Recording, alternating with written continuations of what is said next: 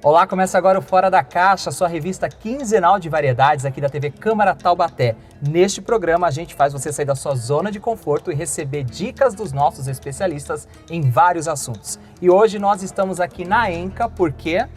Nós vamos falar sobre a profissão de mecânico de manutenção aeronáutica, nas 3 habilitações, aviônica, celo e GMP. E vamos também explicar o progresso do curso, a formação do nosso mecânico de manutenção aeronáutica. Então saia da sua zona de conforto. Pense fora da caixa. Vem com a gente que o programa tá só começando.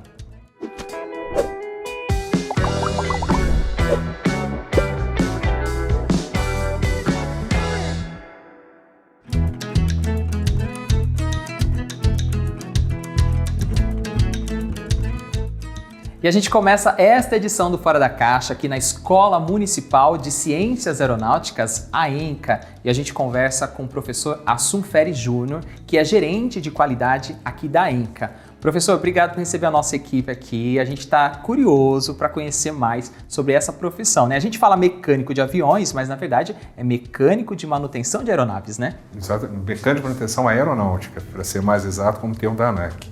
Professor, como que é a sua trajetória até chegar nesta profissão e até chegar ao cargo hoje em dia como gerente aqui da ENCA? Eu comecei em 94, então lá se foram 30 anos e meio. Eu fiz a Escola de Comunicações do Exército lá em Deodoro, no Rio de Janeiro. Aí depois fui selecionado para para trabalhar com manutenção, então na parte de aviônica. Então eu vim aqui para Taubaté, para o CAVEX inicialmente. E depois eu fui para Guaratinguetá, na Escola Especialista Aeronáuticas, e lá eu fiz o BEI, que é o Básico de Sistema Elétrico e Instrumentos. Aí eu fui para o 2º Esquadrão, na época, 2º Esquadrão de Aviação do Exército, em 96. Aí eu trabalhei muito com a aeronave Pantera, o meio civil é o AS-155, trabalhei com Esquilo, trabalhei com Cougar. Lá eu fiquei até 2009. Depois eu fui para a França. Trabalhei lá 2 anos na fábrica, na Airbus, recebendo aeronaves tanto do Exército, quanto da Marinha, quanto da Aeronáutica. Depois eu voltei para cá novamente, trabalhei no Batalhão de Manutenção e hoje eu estou na chefia de material de aviação do Exército, na parte de qualidade, na parte de auditoria de empresa. Na ENCA, eu estou desde 2006, fiz a minha graduação em Guaratinguetá também em Física e também estudei Pedagogia. Aí vim para a ENCA aqui para a parte de aviônica, e ministrar aula em física também. E depois eles me colocaram como gerente de qualidade por conta da minha formação em qualidade. Aí nós fizemos a certificação em cima do RBAC 141, baseado na IS 141007. Professor, com um currículo tão extenso assim, né? Quando a gente olha e observa, para quem está assistindo o nosso programa e tem desejo em começar nessa área de manutenção de aeronaves, como é que começa? Como é que é esse curso básico? Para você entrar na ENCA, você vai fazer um processo seletivo, são uma prova de 60 questões, é bastante concorrido, então tem que estudar bastante, tá? Então, esse curso é formado por 2 módulos, o módulo básico, são 23 disciplinas, 720 horas, e o módulo especializado, que o aluno vai escolher uma das 3 habilitações. Ele vai escolher aviônica, ele vai escolher célula, ele vai escolher GMP. E nessa habilitação ele vai demorar mais 1 ano para se formar, e mais 720 horas. Então, o curso hoje da ENCA é um dos maiores cursos do Brasil em termos de carga horária. No iníciozinho ele vai ter uma sala de aula, sim, tem umas partes teóricas, mas depois ele vai bastante para fazer a prática mesmo, tá? E isso é muito valorizado no mercado. Tanto é que hoje a gente está com um nível de empregabilidade em torno de 95%. Ele precisa passar por uma avaliação final para ter esse certificado? Sim. Então, depois disso, a gente informa a ANAC através do sistema S141, que é um sistema novo que a ANAC criou, a gente forma a aprovação do aluno. A partir do momento que a gente formou a aprovação do aluno, ele está habilitado a se inscrever para fazer o teste teórico. Ele terminou a aprovação nesse teste teórico, são 3 etapas, 15 questões em cada etapa.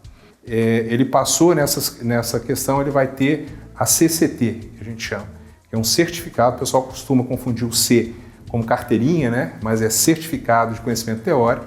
Aí ele vai ter que passar um período praticando, para aí sim ele fazer o cheque. Aí ele vai ter a CHT, que é o certificado de habilitação teórica. Aí ele está um mecânico completo para o mercado. Mas nesse meio de caminho ele pode voltar à ENCA através de um outro processo seletivo para fazer só o módulo, fazer as outras habilitações. Então, por exemplo, fez aviônica, depois ele pode fazer célula, depois o outro ano ele vai fazer GMP se assim quiser. Normalmente o mercado pega mecânico, ele escolhe mecânicos com 2 habilitações, no mínimo 2 habilitações. Professor, basicamente, né, quem escolhe a aviônica vai estudar o quê e vai se habilitar em quê? Bom, a aviônica ela vai se habilitar na parte de instrumentos da aeronave, os reloginhos, né? Vai se habilitar na parte de piloto automático, na parte de radar meteorológico, na parte de radar altímetro, toda aquela parte de instrumentos de pouso por instrumentos, né, chamada ILS, né, LS 1, 2 e 3, e também na parte de geração elétrica, tanto de corrente contínua quanto corrente alternada. Então vai estudar arranque gerador, geradores e alternadores.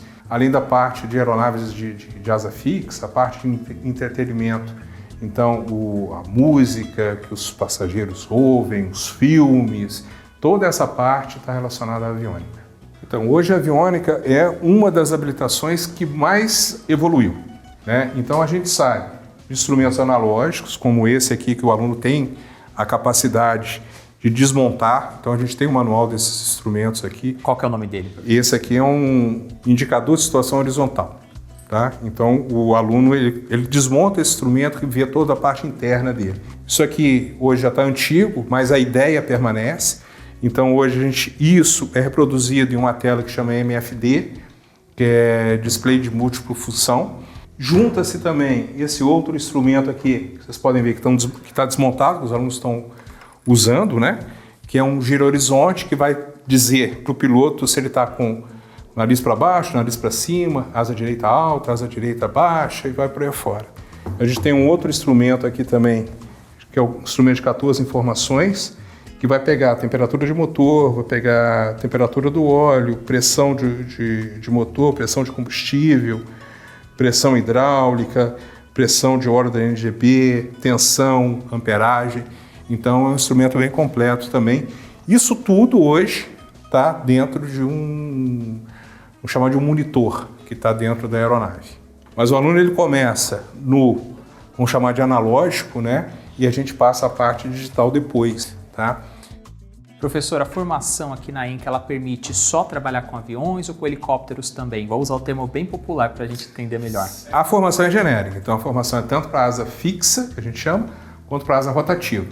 O que a gente está querendo ampliar para a ENCA é colocar as aeronaves remotamente pilotadas. A gente está com o IVE aqui na Embraer, então uma das nossas metas é estreitar esse laço com a Embraer e tentar colocar estagiários nossos lá nessa empresa. Qual que é a porcentagem de alunos que escolhem a aviônica depois que fazem essa formação inicial aqui na ENCA? É baixa, o pessoal tem medo da eletrônica. Então, das habilitações, a mais escolhida é célula, depois a gente vai para a GMP e por último a aviônica. O pessoal tem muito medo de eletrônica, tem muita ponta, né? Tem muito nomezinho, muitas siglas, pouca gente tem essa habilitação e quem tem é absorvido rapidamente pelo mercado. Vou pedir licença para o senhor, que a caixa está chamando, significa que tem dica dos nossos especialistas. A gente vai com essa dica, na sequência eu volto aqui para conversar mais sobre outras habilitações. Segue daí, caixa entregue. Caixa recebida, vamos para a pergunta do dia. Quais as dicas para quem quer começar a caminhar e correr? Olá, meu nome é Gleison Carvalho, sou personal trainer, formado em Educação Física, pós-graduado em Medicina Esportiva e hoje nós estamos aqui com o quadro Exercite-se. Então, para você que está pensando em começar a sua caminhada e depois progredir para uma corrida, quero deixar algumas dicas bem legais e bem fáceis para você. A primeira coisa é, você precisa de um calçado ideal para a prática de atividade física. Se você for apenas caminhar, ok, um tênis simples, ele vai atender bem às suas expectativas. Porém, se você fosse aventurar numa corrida, o ideal é que você faça uma avaliação para ver a sua pisada. E o seu tênis precisa ser de acordo com a sua pisada. Beleza? Essa é uma primeira dica muito importante, o tipo de calçado. A segunda dica, vá bem tranquilo, progredindo 10 minutos, 20 minutos, 30 minutos e eu tenho certeza que você, em menos de um mês, você já vai estar com o hábito de atividade física na sua vida bem legal. Uma terceira dica: prepare a sua musculatura para fazer o exercício. E aí nós temos duas preparações que são bem importantes. A primeira é o alongamento. Você precisa alongar principalmente antes e depois a sua musculatura. Antes da prática, para que você possa meio que acordar o seu músculo, dar um comando para ele que você vai começar a utilizá-lo. E no final da atividade, você vai como se fosse relaxar o seu músculo. Puxe sua perna, aproximadamente 30 a 40 segundos, tá? Faça isso uma vez cada perna.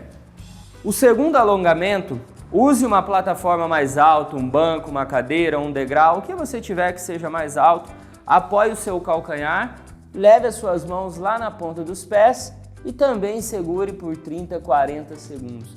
Esses dois alongamentos, eles são bem importantes e eles vão alongar a sua cadeia anterior e a sua cadeia posterior, que são aqueles que mais vão ser utilizados para a sua corrida. E uma terceira dica, e aí agora já é um aquecimento de um músculo muito importante para a prática da corrida, que é a panturrilha. Você simplesmente vai ficar com a ponta dos pés, vai levantar o seu calcanhar, vai devolver o sangue para a grande circulação e isso vai te ajudar a não ter dores e conseguir fazer a sua corrida ou a sua caminhada da melhor forma possível. Muito bom, pessoal, espero que vocês tenham gostado dessas dicas e agora que o assunto está fora da caixa, eu devolvo para vocês.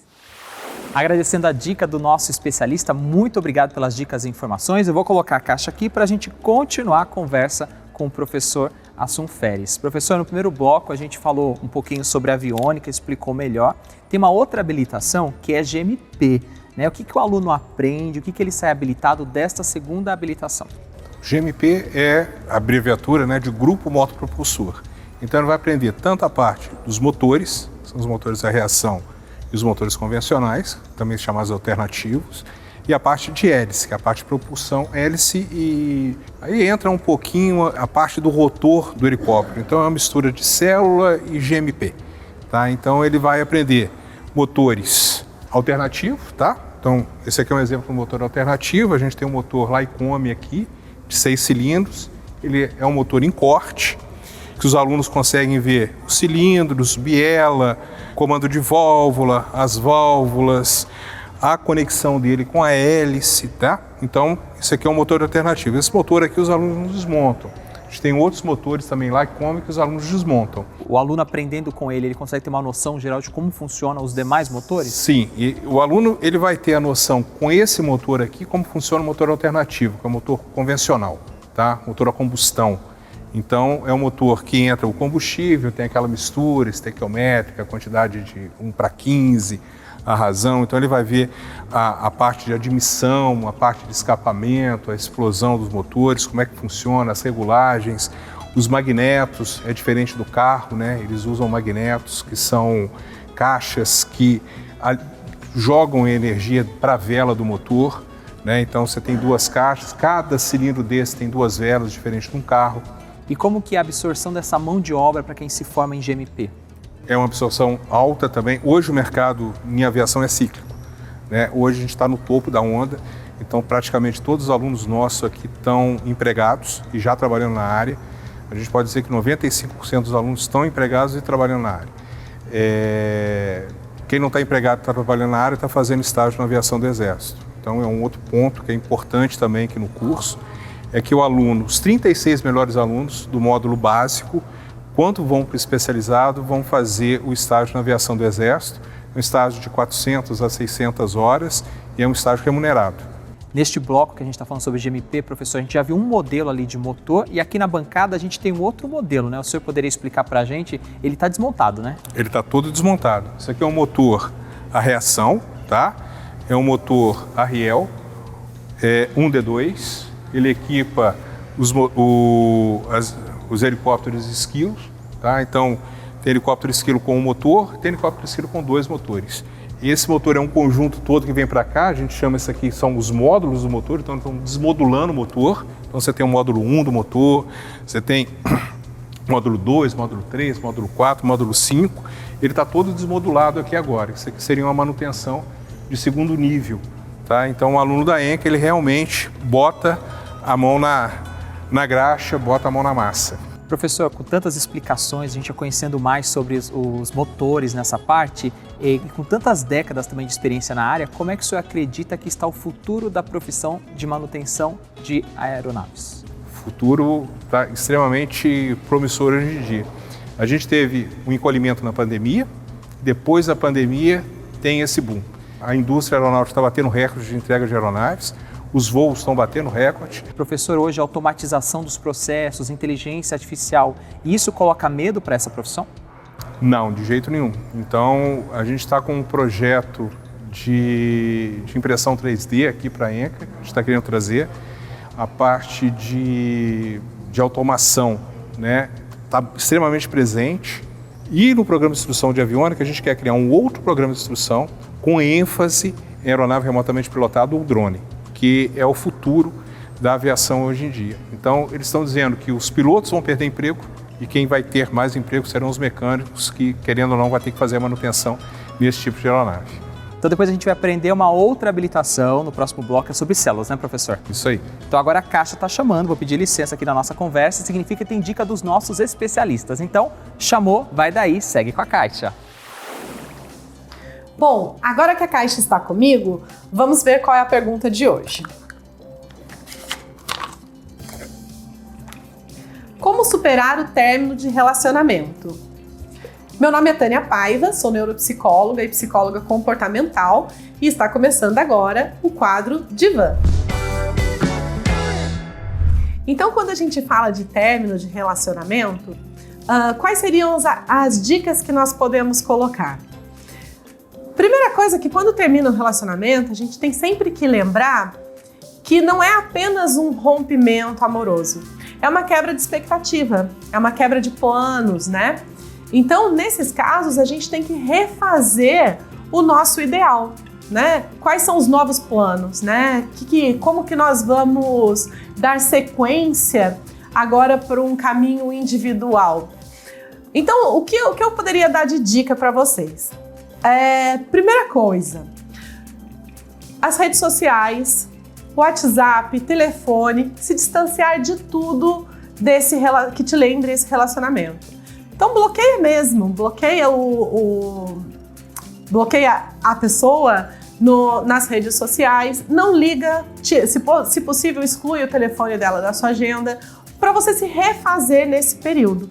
É um período importante para você reconstruir aí. E se você ficar sabendo toda hora a notícia da pessoa, fica mais difícil esse novo caminho. Outra dica que a gente pode colocar é não se force a estar em outra relação. Quando a gente termina, normalmente a gente quer falar que tá bem, que algumas pessoas, né, tem assim, quero mostrar que eu tô bem, mostrar que tá tudo legal, e já engata em outro relacionamento, já conhece outra pessoa e já começa a se relacionar. Isso não é legal.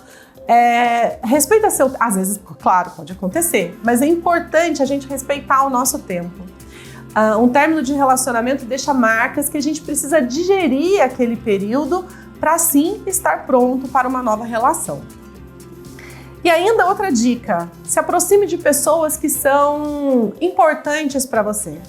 Se aproxime de seus amigos, busque a sua família, esteja perto, cercado de pessoas que gostem de você e possam te motivar a melhorar o seu emocional, esse momento. E por último, o que a gente poderia colocar é não focar nos problemas do relacionamento. Alguns casos a gente fica pensando assim, se eu tivesse feito diferente, se eu tivesse feito o que ela me pediu, não teria terminado. Não foque nesses problemas. Focar no lado negativo da relação vai alimentar sentimentos negativos E claro, toda relação você vai tirar proveito disso para novas relações, mas você não tem que focar apenas no lado negativo.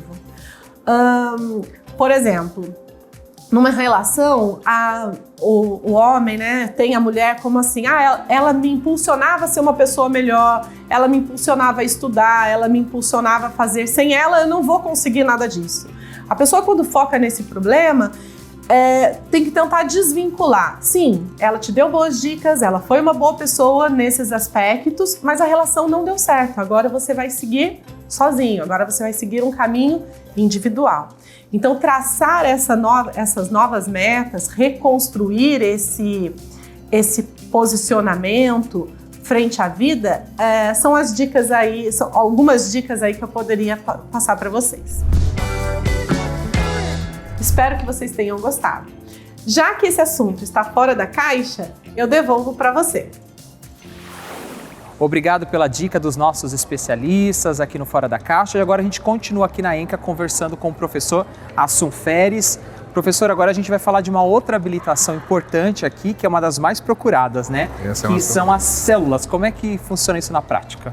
A gente pode dizer, tirou o motor, tirou a hélice, tirou a parte de instrumentos e fios, a geração elétrica, o restante é célula. Então a célula é a estrutura inteira da aeronave, mais trem de pouso, superfície de comando e sistemas. O sistema hidráulico, sistema pneumático e sistema de ar-condicionado.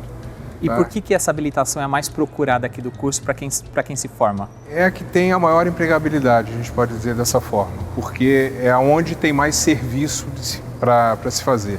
Então a célula também, não só célula, mas a gente nota que nas empresas, quando a mão de obra está ociosa, ele coloca para desmontar o interior das aeronaves, então desmonta cabine, bancos para fazer inspeção, porão, bagageiro, então a célula trabalha nisso aí tudo. O que a gente tem aqui de prático para mostrar para o nosso telespectador, né? O que a gente tem aqui que representa essa questão das células que os alunos estudam e também se habilitam?